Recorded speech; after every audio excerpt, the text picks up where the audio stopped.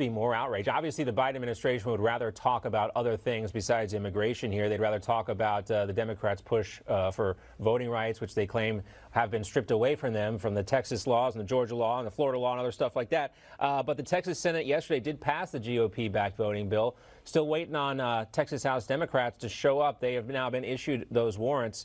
But again, I think the effort from Texas Democrats and from national Democrats to highlight their push for voting rights has definitely been overshadowed by the immigration issue. And, the Texas Democrats just look silly. After all said and done, they were away. Now they're back. Some of them caught COVID. Some of them went overseas on vacations. Where does this end up?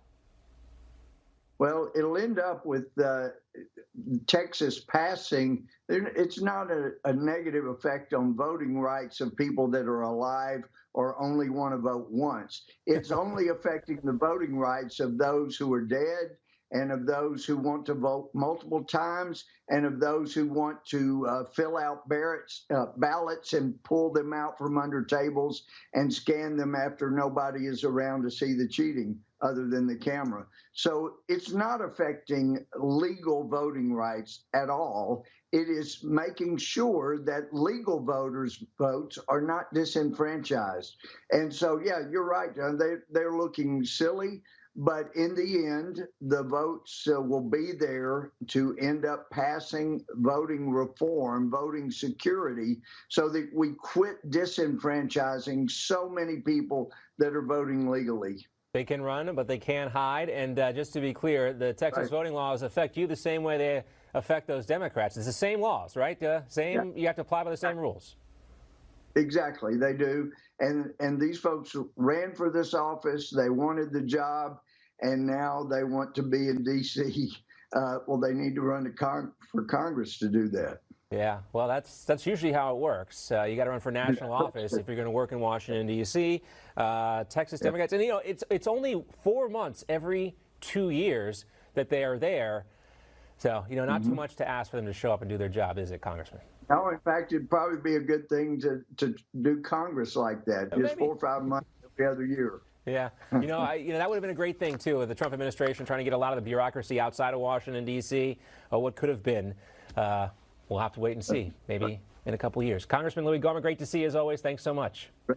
Thanks so much. All right, coming up, the Taliban continues to get. All right, welcome back. The Biden administration is sending 3,000 troops back into Afghanistan to help evacuate the U.S. Embassy in Kabul. The State Department says that this is a wholesale withdrawal and not an evacuation. Spokesman Ned Price also said this is an enduring partnership with the people of Afghanistan. Now, this comes as the Biden administration wants to end the U.S.'s longest ever war at the end of the month, and as the Taliban continues to gain more territory almost by the minute in Afghanistan. And joining us now to talk more about this is retired Army Colonel Denton Knapp. Also with us, Gordon Chang, author of The Great U.S.-China Tech War and the Coming Collapse of China. Gentlemen, great to have you both with us. Thank you. All right, Colonel Knapp, first to you. What is the Biden administration doing wrong here? What is 3,000 troops, 3,000 additional troops going to do, considering 20 years, a couple $1 trillion, at least close to $100 billion spent specifically training the Afghan army? What can 3,000 additional U.S. troops do here? Well, the 3,000 additional troops are surging over there right now because of the way we left Afghanistan here last couple months. Talk about a phased withdrawal by an evacuation or a wholesale withdrawal, as was mentioned. Right now, the Taliban are regaining parts of the regions of the country that they had back in before 2011 when we came in, and currently from 2001, from 9/11, when we came into Afghanistan, we had control of most of the country with the help of the Afghan forces, the police and the army. Well, here we are now. It doesn't look good. And Gordon, China is reportedly willing to recognize the Taliban if it overtakes all of Afghanistan. But, a lot of the other countries in the international community are saying the opposite, especially if they institute Sharia law, which they have promised to do. So what does China see long term here, Gordon? I think China sees a little bit of opportunity because they want to make sure that Afghanistan is not used as a haven for Uyghurs who have been brutally oppressed inside China itself. They see the extension of the Belt and Road program into Afghanistan. Also, they want the minerals. They have a copper mine there. They got a 30-year lease. They want gold. They want lithium. They want this. They want that. But I think China is really, really worried about this because they understand that although they have a good relationship with the Taliban, they very much are going to get sucked in.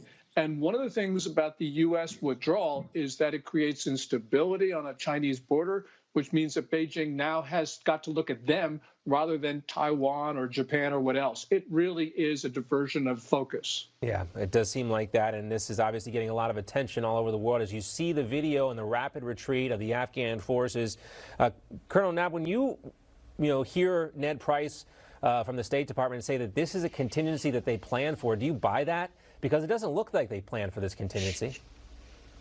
Well, we've had this draw going for a while. And in fact, when I was there 9 years ago in 2012, we were reducing training sites on the eastern Pakistan border from 20 down to 4 enduring sites. And these were to train the Afghan police and army. So there's been a plan that's ongoing. And in fact, I know Secretary Pompeo quoted it earlier, but the plan to stop a safe haven for international terrorism so we could fight it there rather than fight it on U.S. soil, much like 9/11. Now we're at risk of them actually moving into Kabul and taking over the embassy near the anniversary of 9/11. My time over there, we trained the Afghan police and army. A lot of money was spent, a lot of equipment provided, and a lot of leadership training. However, without us there as a partner and the Taliban knowing that we're there, they're going free for all to be able to take over whatever land they want and reinstitute Sharia law.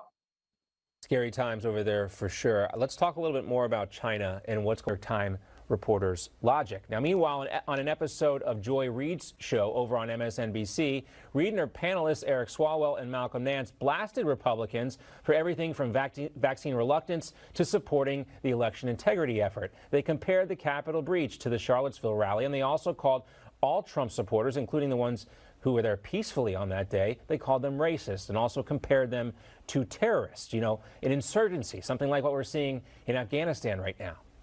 After the 2020 election, they have appointed themselves an insurgency. And they carried out exactly what I predicted last November, the first insurrection of what I suspect will be many insurrections. We are dealing with an insurgency in the United States, and they are now organized under the banner of Trump. While more than 500 people have been charged in connection with the Capitol breach, no one has been charged with anything remotely related to insurgency or insurrection or sedition. Meanwhile, Swallow also claimed that he didn't feel safe working with Republicans in Congress after the breach. As for the vaccine reluctancy, Swallow took to Twitter to blame Trump supporters for the current Delta variant outbreak. Quote, "You should be angry in many places where you have to wear your mask indoors again. Exciting fall plans, vacations, weddings, conventions may be canceled. Why? Because those guys in the radical Republican Party like Kevin McCarthy and company want to keep lying about vaccines. Hashtag those guys." Now, again, this is coming the same week that we saw maskless events featuring President Obama and Swallow's House colleague Rashida Tlaib. Yeah, those guys.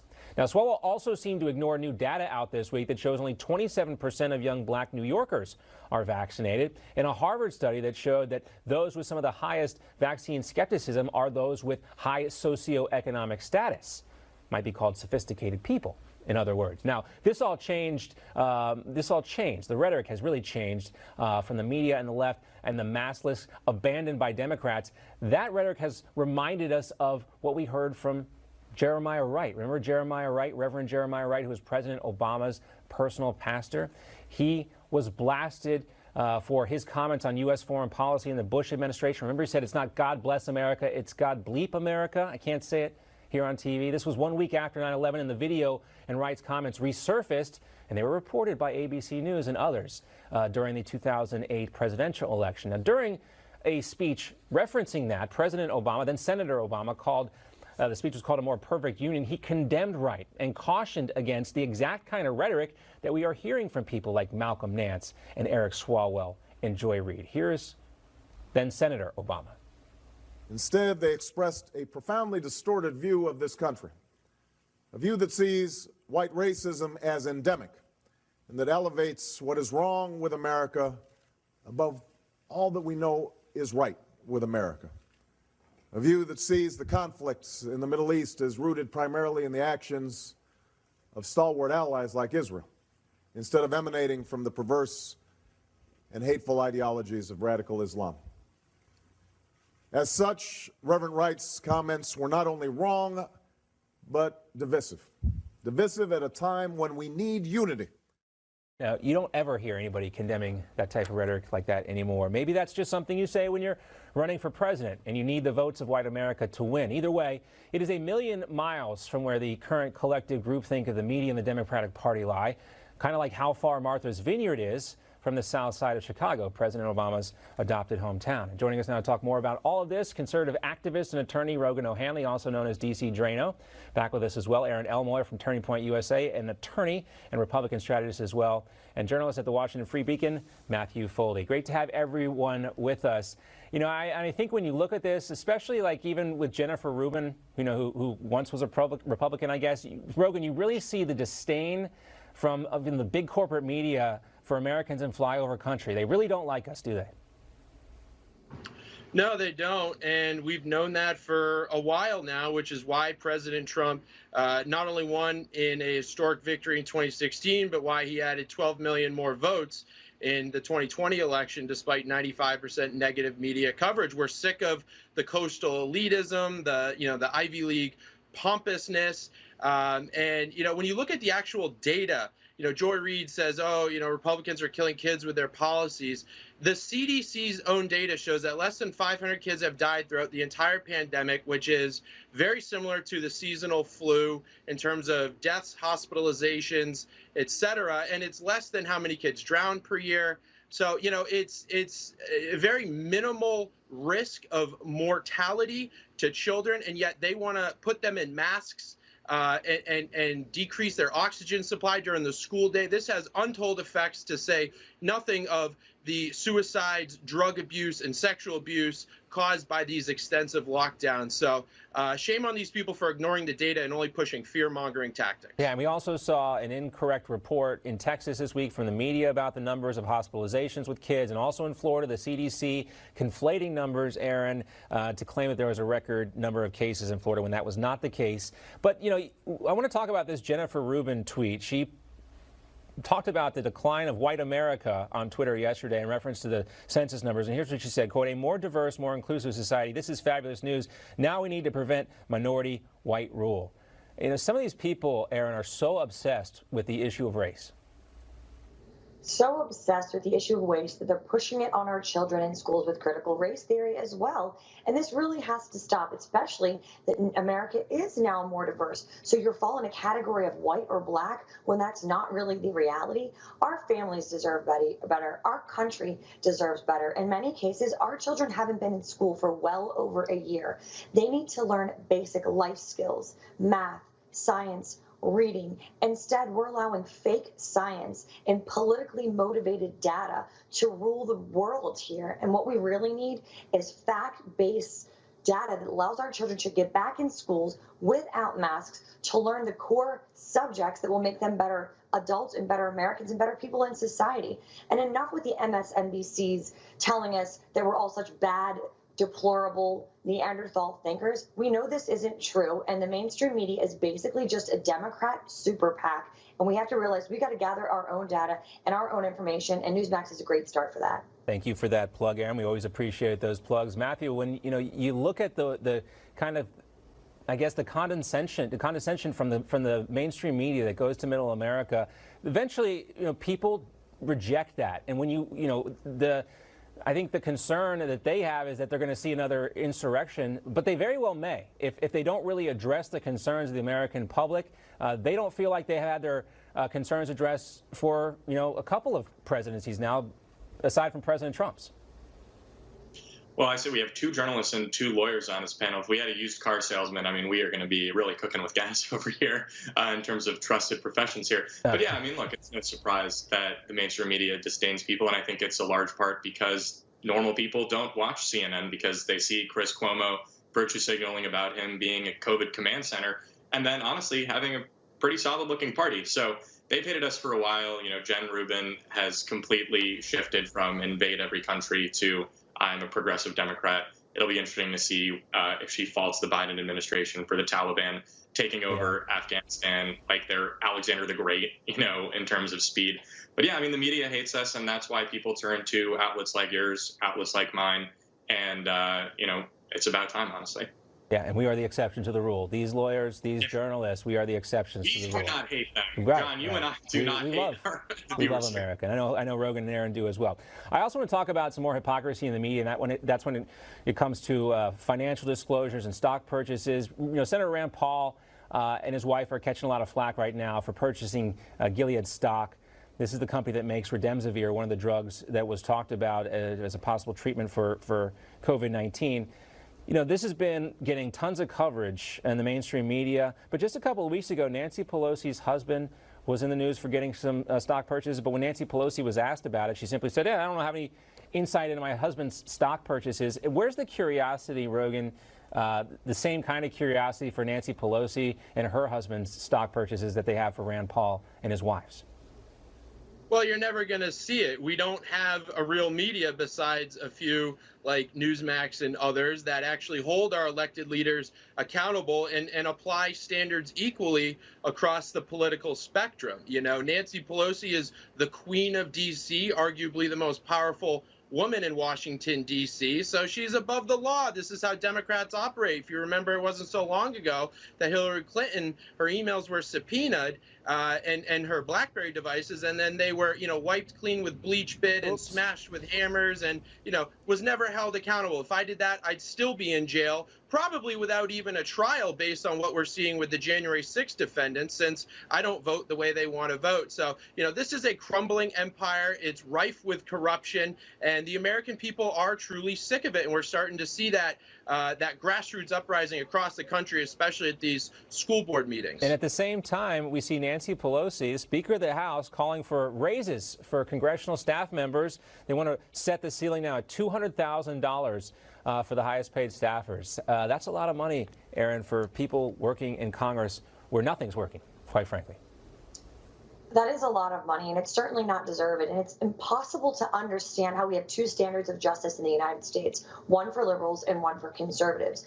Our feet are held to the fire for every single thing that we do. And if you go back to Rand Paul for a second, by the way, instead of Nancy Pelosi, who we see on the screen, Rand Paul is also a doctor. He may have some insight that says, hey, buy what you know. That's what they tell you about the stock market. Buy what you know. He knows medicine. He knows pharmaceutical industry. Why wouldn't he buy that stock? But when people like Nancy Pelosi do it, she's brushed off, and CNN just nods in unison that she's completely in the right. And this really does have to stop. We need to see some bipartisan support for transparency and honesty. But unfortunately, we know that that's just not going to happen with how divisive the world seems to be these days. Well, Matthew is working on some stories. He continues to take a close look at Dems who are still using Act Blue, and maybe they shouldn't be using that. Matthew's reporting at the Washington Free Beacon. First got Andrew Cuomo kicked off Act Blue. And tell us what's the update, Matthew.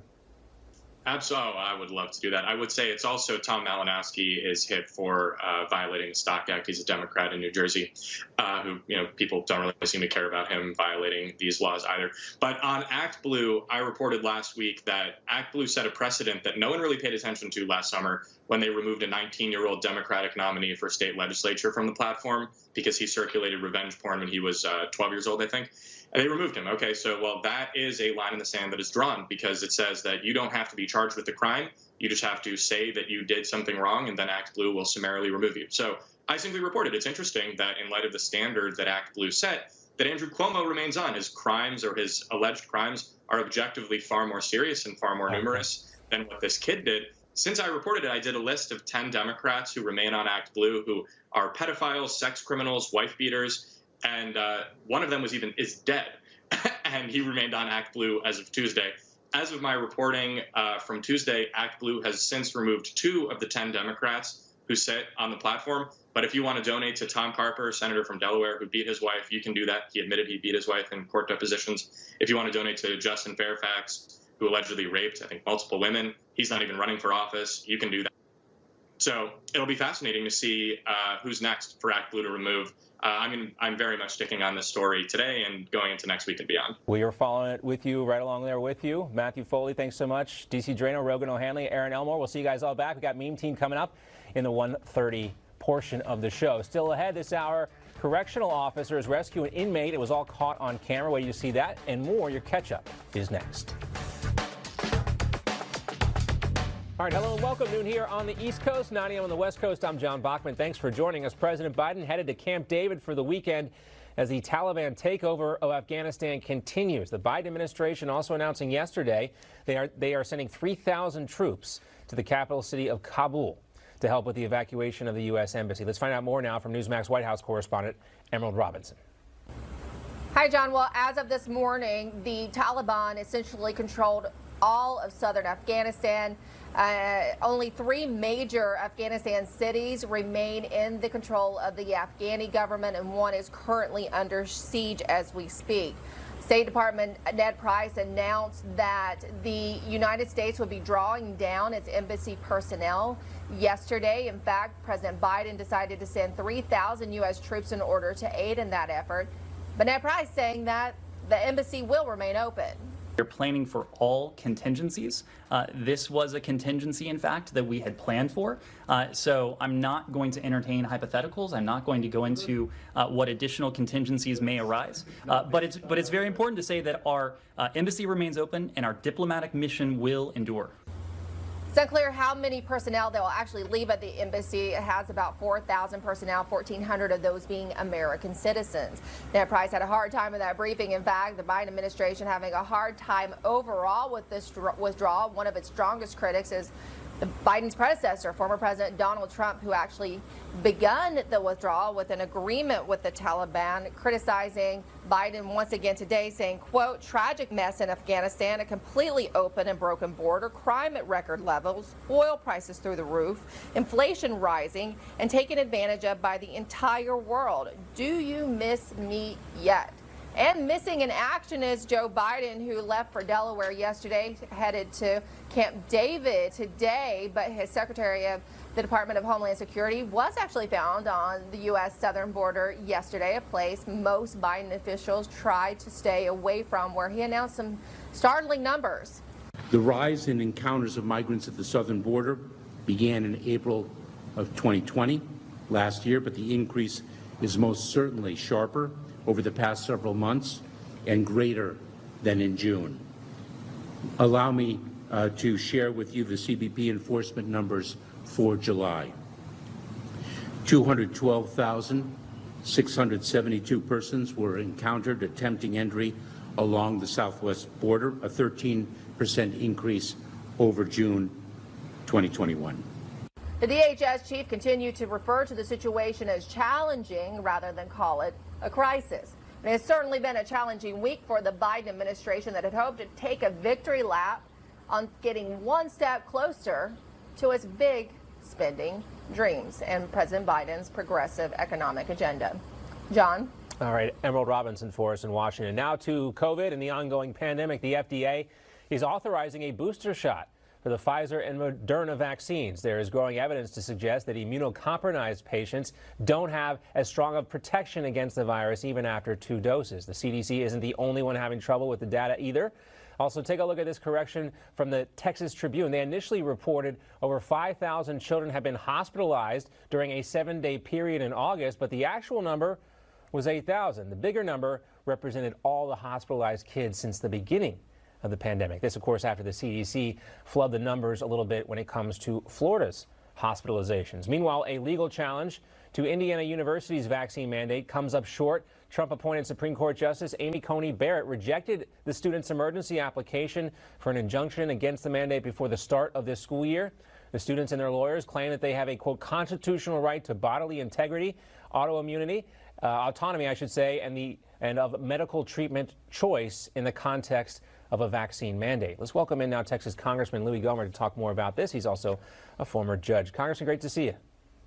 Great to be with you, John. Thank you. Wanted to get your reaction to Amy Coney Barrett there. She got this appeal because of the geography of where it's taken place, Indiana University here, and she could have brought it to the full Supreme Court, but she didn't do that. Why do you think she chose to go this route? I don't know, John, but I'm concerned that, and have been for quite some time, that going back to their confirmation hearing, hers, Kavanaugh's, Gorsuch to a lesser extent, that intimidation, just the most horrendous tactics by the Democratic Party. They have been successful. The intimidation, the threats, just horrific threats to their families and whatnot. It has to cause tremendous trauma to a family, and that was my concern. That they may feel like they need to get their breath before they start taking tough stands. The problem is, we've seen in the past that some judges never get around to taking those tough stands. Not everybody has the backbone and the intellect of Clarence Thomas, unfortunately. So, and Justice Alito. So, anyway, I'm concerned. By process of elimination, Congressman Gomer, and I think I know where you're going with this. Are you talking specifically about John Roberts? Oh, yeah. Well, John Roberts, that's a different case. He wasn't so much intimidated and had threats like the Trump appointees, but he was seeking to hit the threat to him. It's a different subject too. We'll leave it there. But I just want to go back. Yeah. You were saying that you believe partially the reason why Amy Coney Barrett made this decision because of the intense scrutiny she faced during the confirmation process. Well, more than it was trauma to her and her family. They had death threats. They had all kinds of threats. And yeah, I think that intimidation does have carryover after confirmation.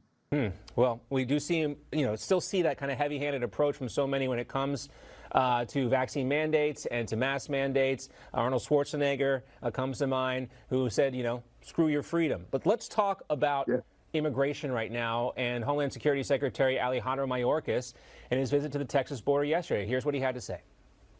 At the very outset, I want to communicate very clearly that the situation at the border is one of the toughest challenges we face. It is complicated, changing, and involves vulnerable people at a time of a global pandemic. What's your level of confidence right now? I mean, he's down there. He at least is there. We still haven't seen a lot of Kamala Harris on the border. There seems to be some acknowledgement this week of how big of a problem this is for the administration, but no real solutions on the table right now. Not that I don't think any that you're seeing. Are there? Oh, well, yes, of course there. Well, from this administration, I should be clear. Yeah, the Trump administration had the border under control, getting more and more successful in securing the border. So it wasn't that complicated when the Biden administration came in. Just keep going with the current policies, much as they did with the pandemic. They were beneficiaries of the vaccines, the 3 vaccines, and they were beneficiaries of a more and more secure border. So all they had to do is just leave things alone and let the border continue to be enforced. But they couldn't do that. They complicated things. They are causing people to die by the masses that are coming in. Estimates as low as 6%, but as high as 20+% have COVID coming in. And they're not coming in with masks. They're spreading it among other illegal immigrants. And this administration is saying, oh, it's complicated. We don't know. So we'll just keep sending thousands of people around the country. We won't tell people where they're going. We won't let them protect themselves. We're going to send them around the country so that COVID is spread and people don't see the numbers of illegal immigrants at the borders because we're whisking them away. John, it's an outrage.